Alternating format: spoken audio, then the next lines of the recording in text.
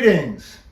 Today we're going to cover part 2 of cardiovascular exercise and the benefits that you can get by doing them.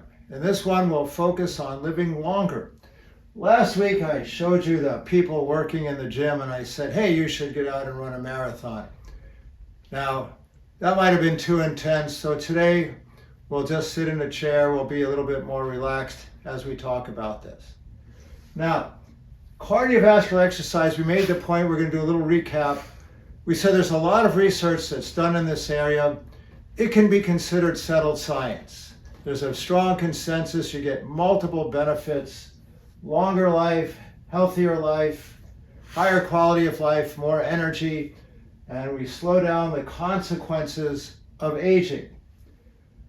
We talked about how the American Heart Association recommends 150 minutes of moderate intensity exercise, cardio exercise each week. And when we talked about what does it mean to be moderate intensity, we introduced the concept of METs, metabolic equivalent of the task. 1 MET is how much energy you burn when your body is at rest. And so a moderate intensity cardio exercise is 3 to 6 METs, meaning you're burning 3 to 6 times as much energy as then when you're just at rest. Now, today we're going to talk about how cardio can help everyone live longer. And the good news, I'm the bearer of good news today. When we say everyone, we mean everyone. Cardio benefits everyone. That's the good thing. And we're going to run down and break down the numbers for you, just so you can say, well, how much do I really get as a benefit? So let's look at this. Suppose you're 40 or older. If you do very little, like maybe 1 MET, 1 moderate hour of exercise per week, so 0.1 to 3.74 METs, so that's roughly 1 hour of a moderate intensity exercise, you can still increase your lifespan by 1.8 years. That's not bad. That's like going for a leisurely walk for 1 hour a week total. 3.75, 7.4, that's maybe twice that. You get 2.5 years. 7.5 to 14.9, that's that 150 minutes of moderate intensity exercise per week. 3.4 years, and if you're really enthusiastic, above 22.5 METs, so we said a brisk walk was about 4.5 METs. So if you do that an hour a day for 5 times a week, you can increase your lifespan 4 years. If you do things that are more intense, like jogging, then you only need a couple of hours a week to get this benefit. Even if you're an older person like me, I'm over 60 and I still do cardio, there are still benefits to be gotten. If you're in that sweet spot of 150 minutes per week, you can increase your lifespan 2.6 years. That's great. Now, it doesn't seem like you add that much more by increasing it much beyond that.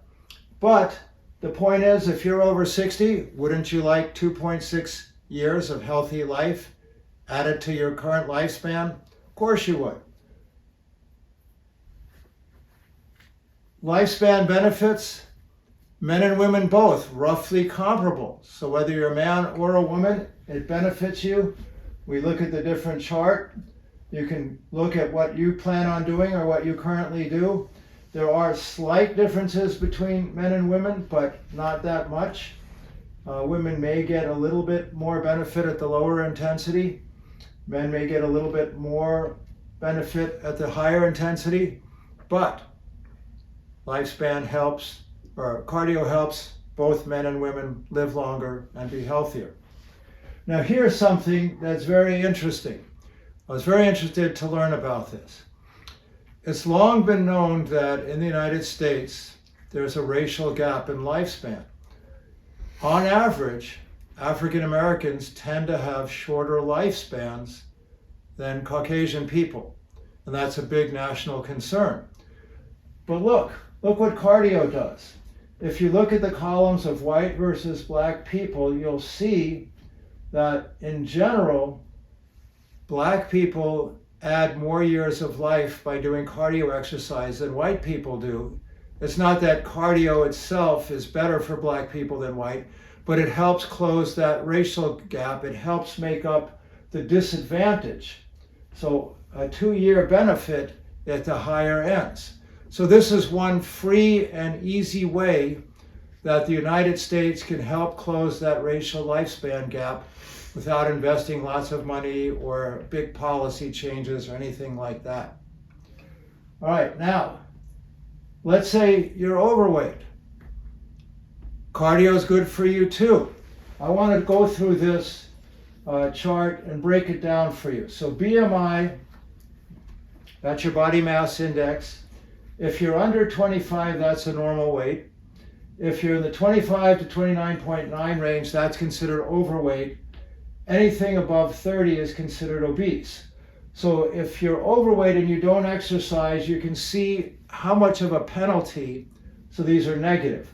So if you're overweight and you don't exercise, you would expect to lose almost 4 years of life because of that. If you're obese, 5 years, and if you're even more obese, over 7 years of life lost. Now, even a moderate amount, so we said the 7.4, this is like going for a leisurely walk, a total of 2 hours a week. Look at that, it's cutting those numbers dramatically from losing, if you're just overweight, almost 4 years to less than 2 years. 5 years to just over 3, and even if you're seriously overweight, you still gain a year back. And then if you do more than that, so now you just start getting into the lower end of what the American Heart Association recommends in terms of moderate intensity exercise. If you're just somewhat overweight, look at that. No penalty at all for carrying those extra pounds by doing exercise. And if you're just somewhat obese, you're only losing 1.6 years instead of like 5 if you're not exercising at all. And if you're seriously obese, you still drop it down to only losing 4.5 years instead of over 7. So exercise can help people who are overweight gain back the years that they would be losing as a result of their weight conditions. Cardio can help people who have serious chronic conditions. Now, it's not a cure, and so don't misunderstand what I'm about to say, but if you have a serious chronic condition like cancer or cardiovascular disease, obviously you're expecting a shorter lifespan because of that. However, cardiovascular exercise can blunt how much you lose as a result of these. So for example, if you're in that sweet spot and you're doing the 3 to 6 METs, you can get, a moderate intensity exercise, 150 minutes a week, so that would put you in this range. You get back 5 years if you have cancer. So you would live 5 years longer than you might otherwise expect to be living if you didn't do any exercise at all. Even a small amount gets you a couple of years back. If you have cardiovascular disease, you get back 4.3 years. And if you do a good amount of exercise, you could get back 7 years that you would otherwise lose to cancer, or just over 6 years if you had cardiovascular disease. So even though it's not going to cure these diseases, if you are one of the people who have them, exercise can help you live longer and maintain more years of quality of life than if you don't exercise at all. All right, so bottom line summary here. The American Heart Association recommends the 150 minutes of moderate intensity cardio per week. We've already said that. It benefits you regardless of your age, your gender, your race. It can help if you smoke. It can help you if you're overweight, if you have serious diseases like cancer or cardiovascular disease. It can give you back years of healthy life. So across the board, cardio is good for you. Now, I'd like to take a moment to make what I consider to be an important point. A lot of times when you're looking at videos, you're reading studies, they look at something like what's the effect of exercise on lifespan? And they look at that variable typically in isolation. Now, as a scientist myself, I do research, I have over 100 publications. I understand the logic. You want experimental control, you want to know what does that variable do, so you keep everything else constant. And you just look at that variable and say, what's the effect of that variable? That's good science. But in practice, you want the best outcome, don't you?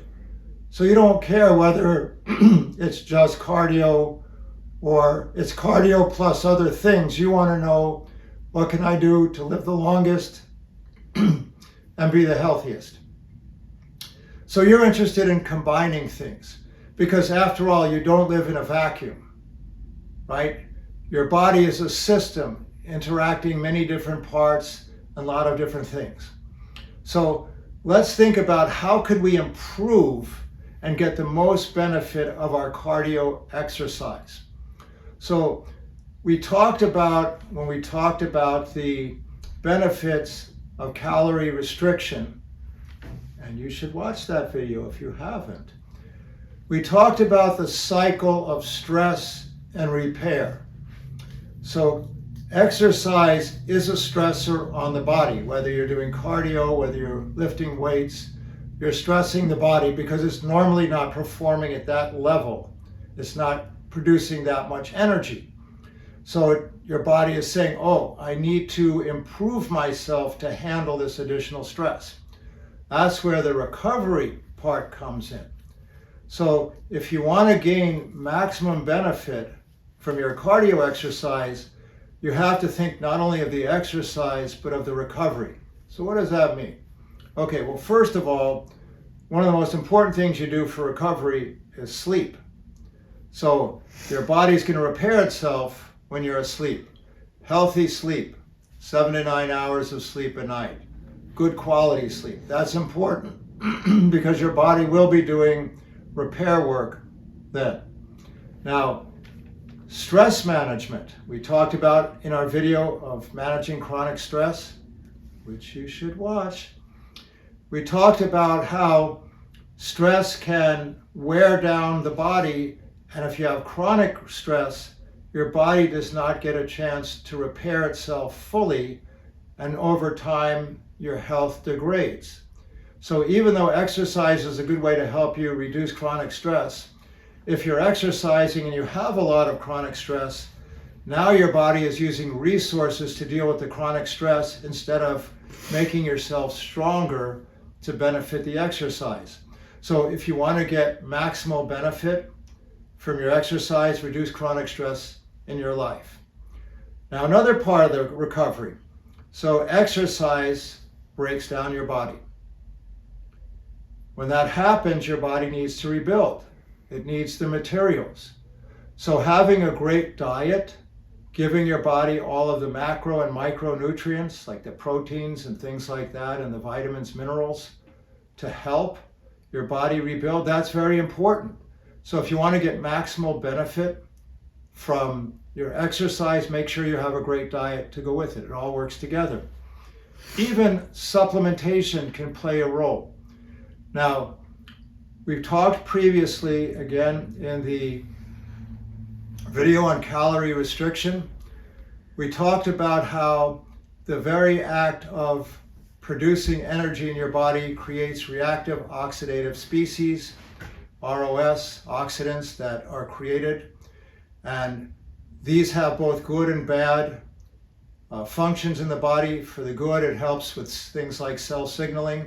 But on the bad side, if it gets too much, it can cause reactive oxidative stress on the body, causing cellular damage, causing DNA damage. So if you have too much of that, that's harmful. So using things like antioxidants can help reduce the reactive oxidative stress on your body that can result from exercise.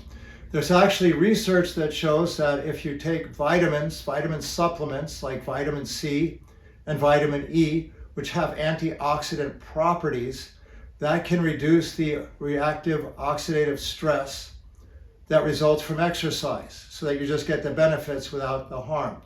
Similarly, other supplements that have antioxidant properties, you can think of like quercetin, resveratrol, CoQ10, NAC, alpha lipoic acid. These have also been shown in research studies to reduce the reactive oxidative stress that results from exercise. So supplementation can help you. But I always caution, if you're going to do that, check with your doctor, make sure it's right for you to take those supplements, and also what are the right doses for you. But remember, your body is a system. All the parts work together, so don't just think of an intervention in isolation. Think of it as part of a total longevity and health regimen that you're going to implement in your life. Well, thank you very much, as always, for watching this video. Please remember to like it, to subscribe, and please leave a comment, because we can always learn from each other. So tell us about your exercise tips and what you do to stay in shape and be healthy. We can share that information with each other. And remember, your journey to a younger, healthier you starts here.